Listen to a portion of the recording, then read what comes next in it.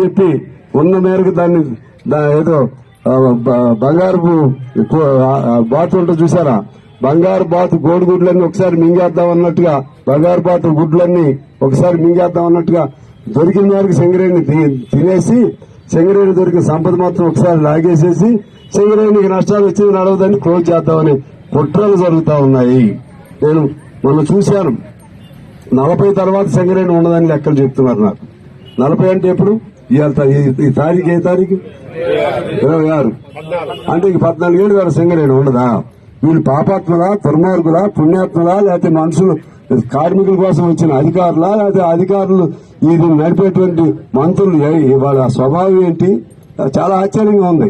నేను చాలా స్ట్రాంగ్ గా మాట్లాడాను. నష్టం వస్తుందంటే కార్మికులు కాదు నష్టం. ఆ నష్టానికి కారణం మీరే, మీ అధికారుల నష్టం, మీ రాజకీయ నాయకుల నష్టం, మీ మంత్రుల వల్ల నష్టం. 54,000 కోట్లు, 56,000 కోట్లు సింగరేణికి అప్పు ఉంటే ఆ నష్టం ఎవడి వల్ల వచ్చింది? అందుకని ఏదో పేరు చెప్పి సింగరేణిని, ఆ కుక్కను చంపాలంటే ఇది పిచ్చి కుక్క అనే పేరు చెప్పి చంపితే కుదరదు. దాన్ని ఎలా బతికించాలో ఆలోచన చేయండి. లోయర్ క్వాలిటీ కోల్ ఉంటే దాన్ని ఎలా శుద్ధి చేయాలో ఆలోచన చేయండి. దాన్ని ఏ వ్యాపారానికి అవకాశం ఉంటే దాన్ని పట్టుకోండి. వాళ్ళకి సేల్ చేయడానికి ప్రయత్నం చేయండి. ఆ విధంగా సింగరేణిని బతికించుకుంటే ఈ సింగరేణి తెలంగాణ సమాజం మొత్తాన్ని బతికిస్తుంది.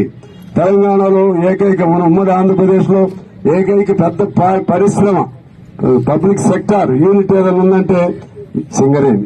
ఇప్పుడు తెలంగాణ భాగంలోకి వచ్చింది.